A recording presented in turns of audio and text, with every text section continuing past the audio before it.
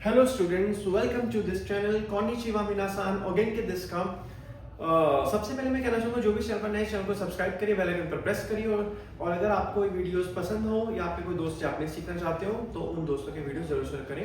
Let's start. आज Japanese का most important pattern जो बहुत इंपॉर्टेंट पैटर्न है, एक तरीके से हम इस पैटर्न के बिना जो है जापानीज अधूरी है और जो बहुत यूजली डेली यूज में आप इसको यूज भी कर सकते हो। देखो इसके अंदर एक पार्टिकल यूज हुआ है जिसे हम दे पार्टिकल कहते हैं। अगर आपने मेरी पुरानी वीडियोस देखी होंगी तो उसके अंदर मैंने दे पार्टिकल भी समझाया हुआ है। दे एक तरीके से, जैसे मान लिया मैं चम्मच से कुछ चीज खा रहा हूँ, किससे? चम्मच से। उसके बाद मैंने कहा मैं हाथ से कुछ चीज खा रहा हूँ, किससे खा रहा हूँ? हाथ से।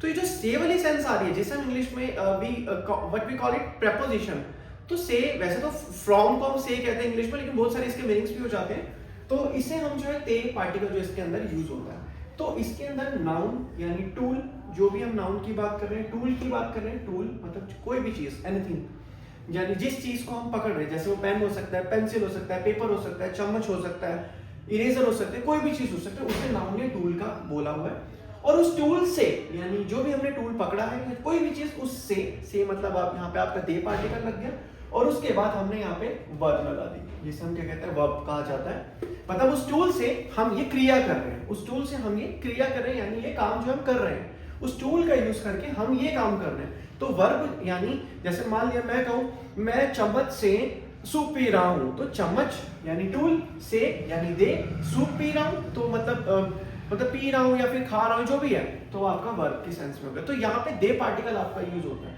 अगर आपको कोई डाउट है तो एक एग्जांपल से हम क्लियर कर लेते हैं। सबसे पहले आपका दे रखा है एग्जांपल नंबर 1। एग्जांपल 1 क्या दे रखा है? हाशी दे। हाशी दे ताबेमास। ताबेमास मतलब होता है ईट। मतलब मैंने यहाँ पे इसका इंग्लिश मीनिंग नहीं लिखा, मैं इंग्लिश मीनिंग आपको सीधा बता देता हूँ।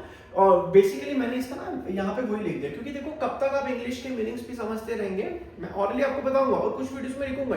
ये वीडियो आपकी टेस्ट वाली वीडियो है, इसमें आप मुझे बताएंगे या आप जब मैं रीड कर रहा हूँ तो आप इस चीज को समझेंगे कि अच्छा इस लाइन का मीनिंग इंग्लिश में क्या हो सकता है। तो ये चीज आपको थोड़ा अंडरस्टैंडिंग को ग्रैब करनी होगी। जैसे मैंने लिखा है हाशी दे ताबेमास, यहाँ पे मैंने लिखा हाशी दे ताबेमास, मतलब हाशी दे ताबेमास मतलब हाशी जो हमने वोकैबुलरी अभी पढ़ी थी, जिसे हम क्या कहते हैं? चॉपस्टिक्स। हाशी को क्या कहते हैं? हम चॉपस्टिक्स कहते हैं। चॉपस्टिक्स ओ दे यानी जो पार्टिकल आपका यूज होता है, ताबेमास मतलब होता है मैं चॉपस्टिक्स से खाता हूँ या चॉपस्टिक्स से हम कुछ चीज खाते हैं, तो हाशी दे ताबेमास चॉपस्टिक्स हम खाते हैं। नेक्स्ट है आपका निहोंगो। निहोंगो यानी जापानीज लैंग्वेज। जापानीज लैंग्वेज को जापानीज में निहोंगो कहते हैं। दे रेपोतो, यहाँ पे मैं इसको एक बार फिर से यहाँ पे लिख देता हूँ, इसे मैंने लिख दिया रेपोतो। अब आप कहेंगे कि सर ये तो काताकाना में लिखा होता है। अभी आपने काताकाना स्क्रिप्ट नहीं करी है, बेसिकली मैंने भी आपको हिरागाना ही समझाई है, तो अभी मैंने सारे वर्ड्स को हिरागाना में लिखा ताकि आपको दिक्कत ना हो।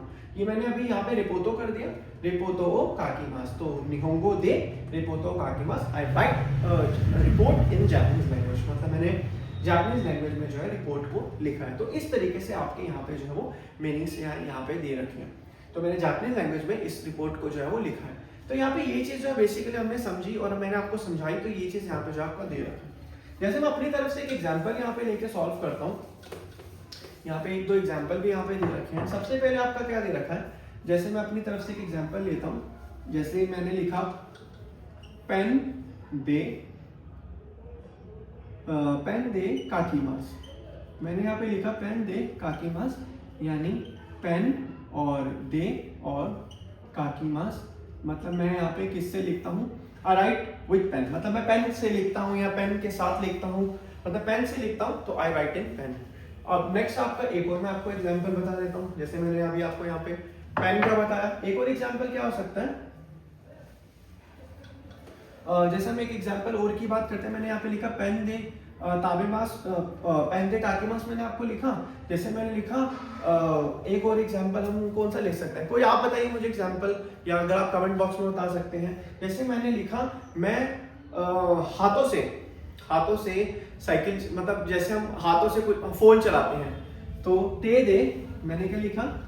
ते, और फिर जैसे मैं ऐसे लिख देता हूँ ते, और इस पे ते, ये दोनों नहीं है, इस पे तेन लगा देंगे तो ये दे बन जाएगा।